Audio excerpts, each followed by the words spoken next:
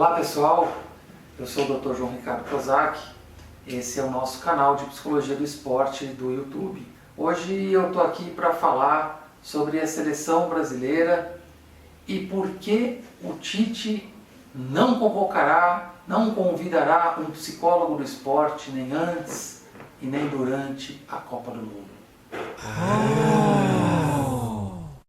Para a gente entender um pouco melhor essa decisão do Tite, o treinador explicou que a contratação de um psicólogo em cima da hora de uma Copa do Mundo não traria os resultados esperados, o que ele está correto. Agora, se a gente entender o exemplo da Alemanha, talvez fique mais claro o porquê o nosso futebol brasileiro, na área da preparação psicológica, está tão atrasado. A Alemanha conta com 16 psicólogos do esporte, especialistas em esporte com experiência na parte da ciência, na parte da pesquisa e da intervenção, alguns na parte acadêmica.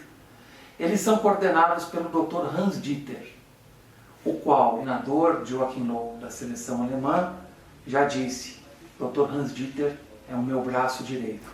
Dr. Hans Dieter trabalha com a seleção alemã desde 2002, quando os alemães perderam a Copa para o Brasil, naquele Mundial do Japão e da Coreia. Eles têm uma noção de multi e interdisciplinaridade no trabalho e na preparação esportiva que a gente realmente está muito distante daquele patamar. Os psicólogos do esporte, das grandes equipes do futebol alemão, conversam entre si, trocam informações. O Dr. Hans Dieter, ele coordena todas essas informações, o mapeamento psicológico desses atletas, toda a parte comportamental de análise desses atletas, tudo isso é passado para o Dr. Hans Dieter na seleção alemã. Por aqui, são raros, muito poucos, os times que contam com psicólogos do esporte no profissional. Eu creio que a cada 10 grandes clubes, 1 ou 2 apenas contam com psicologia do esporte no profissional. Na base é obrigatório por conta do Estatuto da Criança e do Adolescente e a multa que a CBF impõe caso não haja esse profissional. Infelizmente, a maioria dos clubes, salvo algumas exceções que contam com profissionais experientes na base, contam com psicólogos recém-formados que assinam o ponto, né, e evitam que o clube receba essa multa. Mas enfim, isso é tema para um outro momento. O que eu queria dizer aqui é o seguinte: o Brasil funciona de uma forma absolutamente equivocada no sentido da administração e da união dos clubes voltados para a seleção brasileira. Basta ver, quando tem um amistoso, o time já fala: não, eu não vou, meu jogador não vai ser convocado, se ele for nós não vamos liberar, porque se ele machucar vai ter clássico domingo. Na Alemanha não tem isso.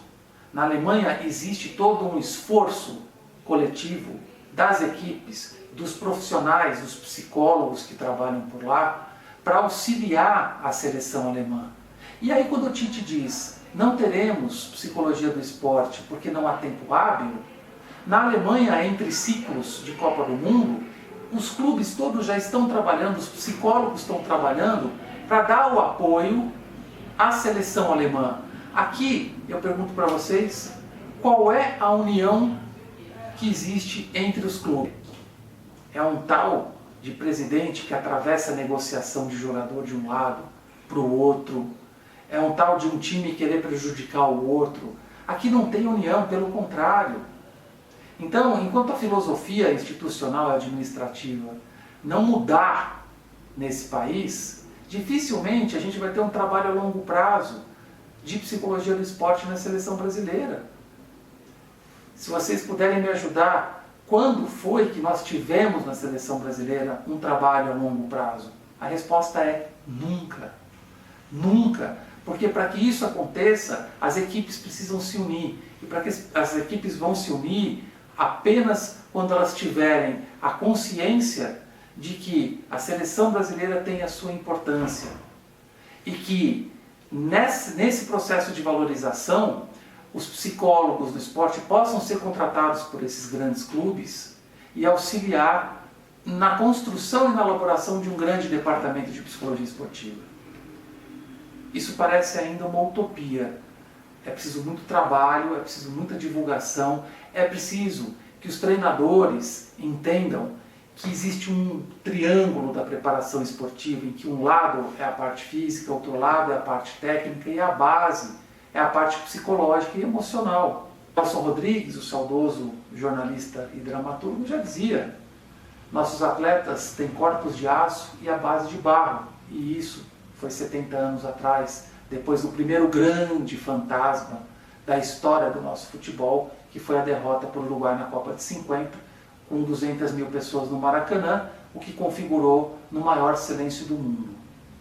A maior aberração do mundo talvez tenha sido o 7-1. E mesmo assim, as coisas parecem não ter mudado no universo da preparação esportiva. Temos dois fantasmas a encarar e nenhum departamento de psicologia do esporte para ajudar.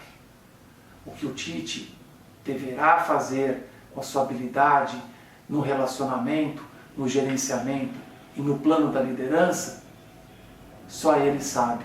A nós, amigos, cabe novamente lamentar o preconceito, a ignorância, o senso comum que o nosso futebol continua vivendo, contratando profissionais que fazem um curso de coaching de 48 horas e fechando a porta para profissionais que estudam, que têm laboratórios de alta performance mental, para profissionais de norte a sul desse país extremamente capacitados e que assistem atônitos, como eu, no verdadeiro circo dos horrores.